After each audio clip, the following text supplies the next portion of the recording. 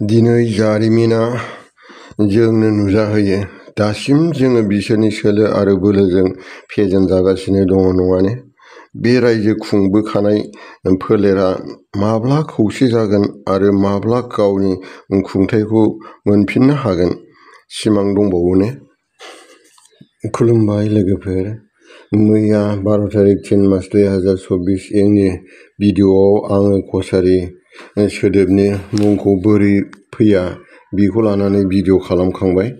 दिनै बे कछारीफोरनि राजा आरो बिसोरनि माखासे जारिमिनखौ बुंनो आखायाव लानाय जाबाय।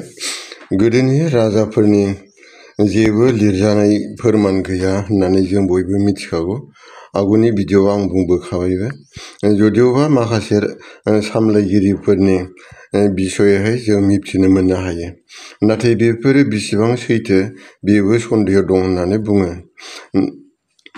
जारिमिनगिरि किशोरनि बायदिब्ला उत्तर काछारनि कछारीफ्रा सानसेनि समावहाय कामरुपआव सासन खालामदोंमोन आरो बिसोरनि राजपरियालफ्रा बिसोरनि राजपरियालनि गेजेराव हादसुंसा राजा होननाय सासे दङमोन।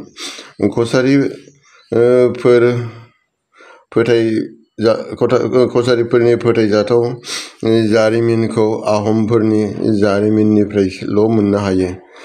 आरो नोंथांमोना बयबो मिथिखागौ जे जायनो लिरो बेनो देरहासार जायो, एबा बियो जेखौ लिरो बेनो बयजोंबो गनायजानांगौबो जानानै फैयो। बेनिखायनो आहम बुरन्जि एबा जारिमिनावबो आहमफोरनि बांसिन देरजानाय एबा देरहानायनि खोथाफोरखौहाय लिरनाय दंखायो।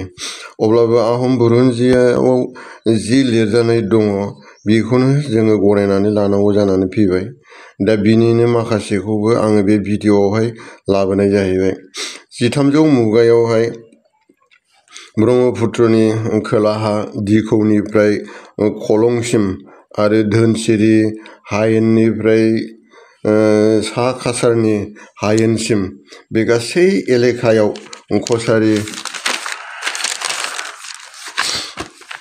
कछारी रायजोआ साग्लोबनानै दंमोन होननानै जों मिथिनो मोनो। बे समावहाय कछारीफ्रा साग्लोबनानै दंमोनब्लाबो गुबै सामलायगिरिया खिन्थु हिन्दु सम्राटसोमोन जाहैदों आरोखि। कामतानि सासनावसो दङमोन जाहैदों। बे समावहाय खमथा एबा खामथा बेबायदि होननानै बिसोरखौ बुङोमोन जाहैदों। फ्राय 100 बोसोर दिखौ दैया आहम आरो कछारीफोरनि गेजेरावहाय सिमा जानानै थादोंमोन जाहैबाय। 1400 मायथाइसिम आहम आरो कछारीफोरनि गेजेराव जेबो दावराव दावसि गैयामोन जाहैबाय। 1490 सनावहायसो आहम आरो कछारीफोरनि गेजेरावहाय दावहा जादोंमोन आरो आहमफ्रा जेनदोंमोनबोनो। नाथाय आहम सेनाफ्रा बेबायदि गावसोरखौ गोख्रोंसिन खालामबाय जे बिसोरो उननि दावहायावहाय फुरा देरहाबाय जाहैबाय। आरो 30 बोसोरनि गेजेरावनो कछारीफोरनि सिमाया उनाव धनसिरिखौ बारजासिम बिसोरो कछारीफोरखौ नारखोहरबाय जाहैबाय आहमफ्रा। 1526 सनावहाय आरोबाव दावहाया जागायबावो आरो बे दावहाया खेबनै जादों जाहैबाय। सिगांनि दावहायाव अबयसे कछारीफ्रा देरहादोंमोन जाहैबाय। उननि दावहायाव खिन्थु आहमफ्रा कछारीफोरखौ ओरैबायदि फेजेनबाय माने सिनसाब गैयै खालामनो नागिरबाय आरोखि।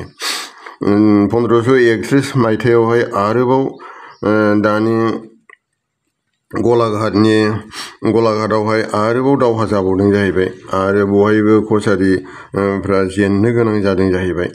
आरो राजानि फंबाय देरसाखौ बिसोरो बुथारो।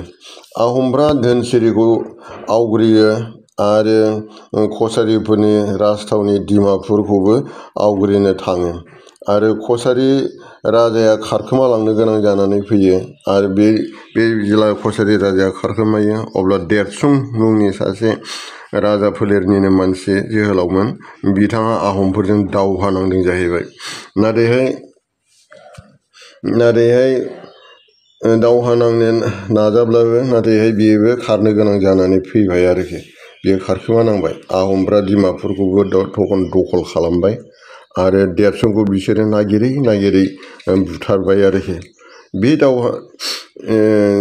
बे जाथायनि उनावहायनो कसारिफ्रा डिमापुर गावसिनि राजथावनिखौ नागारनानै खोलाहा थांबाय आरो बिसोरो खोलाहा थांनानै मोनसे गोदान राजथावनि खालामनो थाखाय बिसोरो नाजाहैबाय।